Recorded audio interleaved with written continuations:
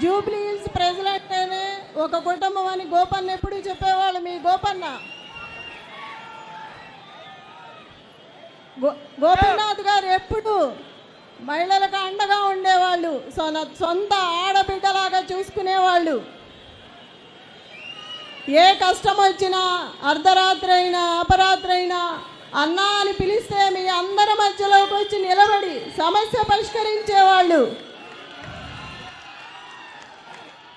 గోపన్నకి ఎప్పుడు మీ గోపన్నతో మీరు అండగా ఉండి అన్ని సమస్యలు పరిష్కరించుకునేవాళ్ళు.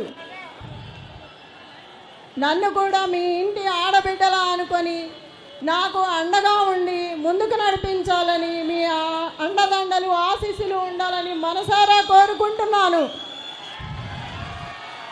ఈ కష్ట సమయంలో మీరందరూ నాకు అండగా నిలబడ్డారు. అదే అండగా ఇక ముందు కూడా ఉండాలని కోరుకుంటున్నాను. మీరు ఎవ్వరికీ భయపడాల్సిన అవసరం లేదు. పార్టీ మీకు అండగా ఉంటుంది. జై కేసీఆర్, జై తెలంగాణ, జై గోపన్న.